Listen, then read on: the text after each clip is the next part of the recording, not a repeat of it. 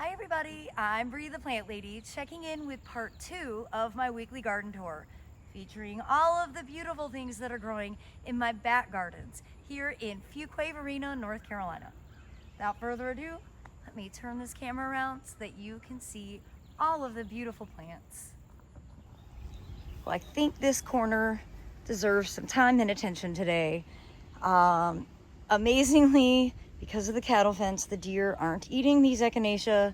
They aren't currently eating this camellia, and they are not bothering the hibiscus, which is great. And I've got plenty of bugs that are bothering the hibiscus. And you see it went through a near defoliation earlier in the season from some sort of beetle.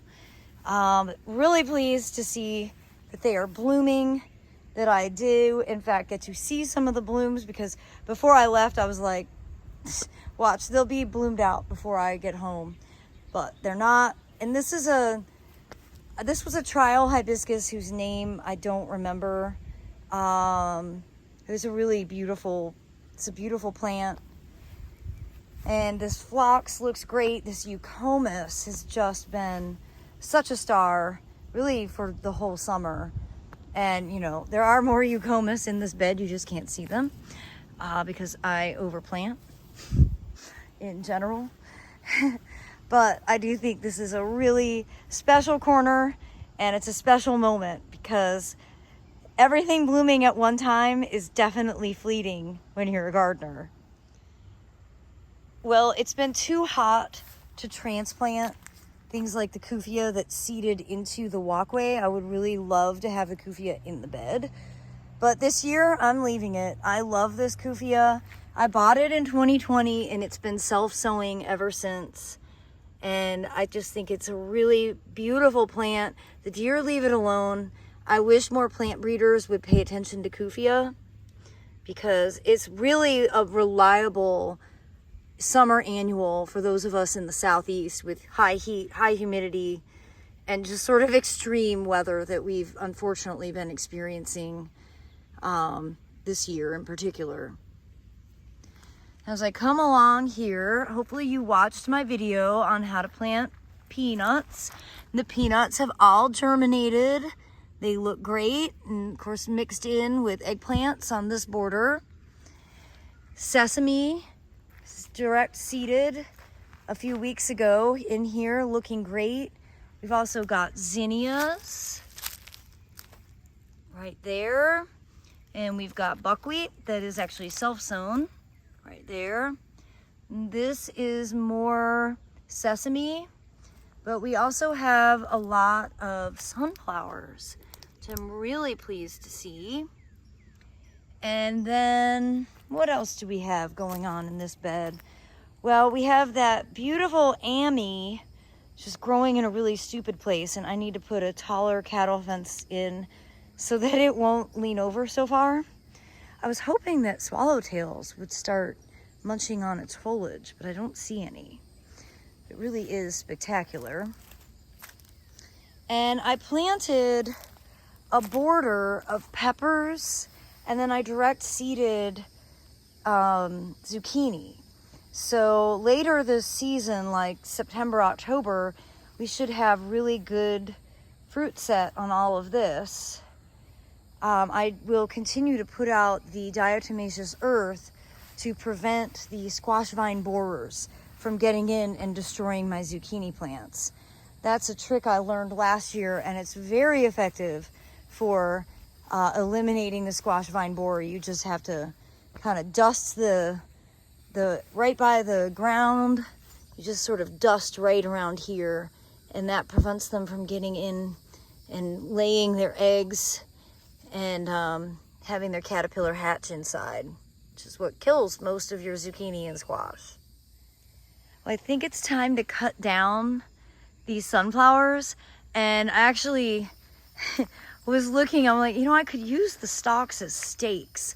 I've got some unruly peppers that really could use staking, so I think actually that's what I'm going to use the stalks for. And I'm going to save some seed. There is some seed left, though the birds have been eating it pretty regularly.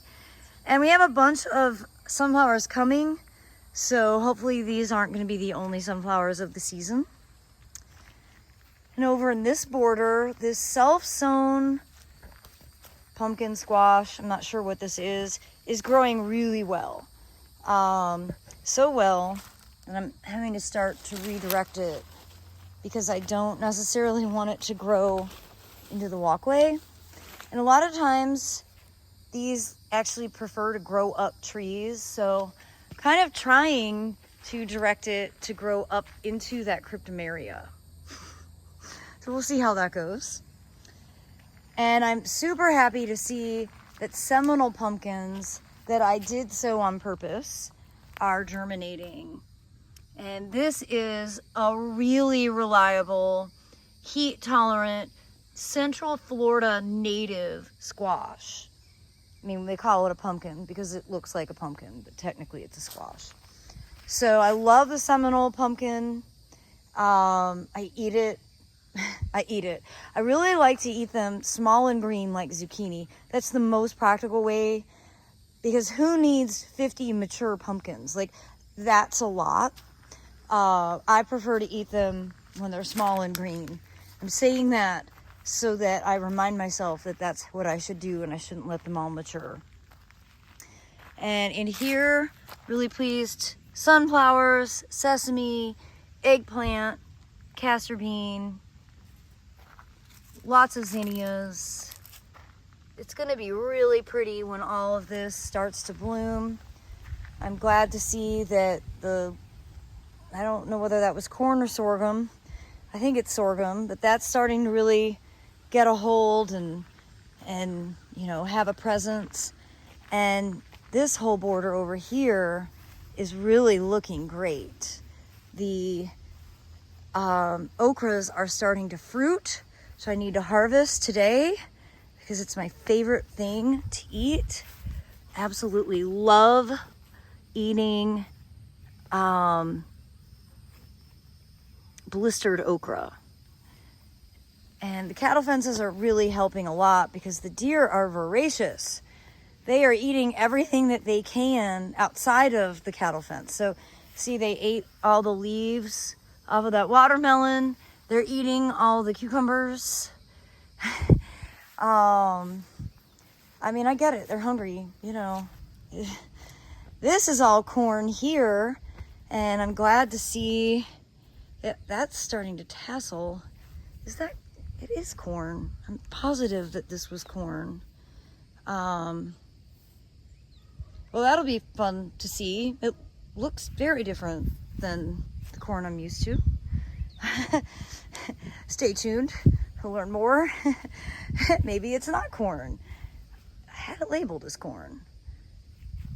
This looks more like a corn bloom. This should be interesting. And here in the persimmon patch, got web caterpillars that are decimating the foliage, and I don't think they're doing any damage to the fruit, but I prefer for them not to be there. But I do have good fruit set.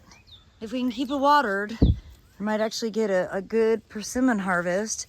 So this is an Asian weeping form, and that is actually an American Asian hybrid called Nikitas Gift. And it's great because it fruits on lower branches that you can actually reach. So I'm pleased, very pleased. I had intended on doing some major pruning on this, and well, I'm kind of glad I didn't. At the base here, this bed has been really difficult to keep watered, but it's great to see the peppers and eggplant starting to take off. And I thought I had seeded some stuff in here, but it doesn't look like I did. So it's an opportunity for me to sow a few seeds to really fill in the ground plane of this bed here.